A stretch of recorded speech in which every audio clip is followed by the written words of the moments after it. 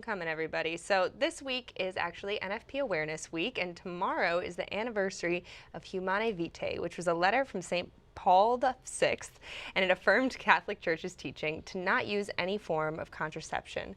First, let's find out a little bit more about NFP from our friend, my friend, Christiana Valenzuela, who wrote this incredible book, The Language of Your Body, published by OSV. Christina, welcome. Thank you so much, Claire. I'm so excited to be here. All right, so for those at home who are a little bit unfamiliar, let's pretend we don't know anything about the topic.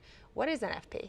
So NFP stands for Natural Family Planning, and it is this big umbrella term which basically describes any method that a couple could use to kind of understand their fertility and to make informed decisions about planning their family, whether that would be trying to get pregnant, right? Trying to conceive, or if they need to postpone pregnancy for a little while, they can do that as well. So NFP allows them to kind of understand their unique fertility and to make informed decisions together and discern as a couple. What does NFP have to do with Catholicism?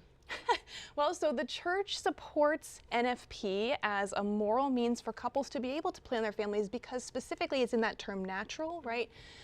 We don't mean natural in the sense of like, you know, non-hormonal, not synthetic, non-GMOs. We mean natural in the sense that it inherently respects the design of our bodies and the natural rhythms of fertility that God has built into a husband and a wife and their fertility patterns together. And so when the church teaches about, you know, the discernment that couples use to plan their families, it upholds NFP as a way that couples can do that if they discern the need to postpone pregnancy for many serious reasons, or if they want to try to achieve pregnancy, to conceive. You know, we respect the natural design of our bodies is basically where the kind of moral stance comes in. Wonderful. And something unique about your take and your book, we hear family planning and natural family planning, and we assume this is all about trying to get pregnant or trying not to get pregnant. But you take it a little bit of a step further, and you say that all women of all ages should be educated on their cycle and on their hormones in their body. Why is that? Oh gosh, well, so now we know that menstrual cycles are actually a vital sign of girls' and women's health. So I've been contemplating a lot recently kind of on like our church as being this ark where some really valuable information, you know, in the what I like to say is the deluge of the tumult of the 20th century, right, when people kind of abandoned reason and the natural design of our bodies for something better, the church held on to this and said, no, there's something really good and beautiful about preserving the natural function of our bodies. And that wisdom is coming back. We're seeing more and more in the medical community that like, oh, we were probably overlooking a lot of vital information about women's health by suppressing cycles and not really taking them into account. And so I think even from the standpoint of just teaching girls, like rebuilding this awareness that like the natural design of our bodies is important to how we were designed to function as human beings. This is an area where the church has preserved some information that I think now is getting picked up again, and we see how important it is for girls from the very beginning to get this information about how their bodies work so that they can make good, healthy, informed decisions as they grow and mature. Yeah, and it's just so beautiful and valuable to see someone from the laity make a vote towards how valuable women really are in the church and how much they deserve to have this information. You and I were writing our books around the same time, and I know yes, we were. You are just a super smart lady, and you did a ton of research for this. How was it finding the papal documents and the theological backings for all of your information in your book? Yeah, that's an interesting question. The process that I describe is that I had to mine our tradition because number one, you know, female saints and, you know, and popes and things, they couldn't have ever meaningfully spoken about menstrual cycles because we didn't know the science, right? So it's not that they just said like, oh, this isn't important. It's they literally didn't know it. And so you kind of have to go back and you have to look and you have to say, okay, well, how is what I want to say about menstrual cycles consistent with what the church has taught before about different aspects of bodily function, or how we understand the concept of like the image of God and how that's tied to our biology.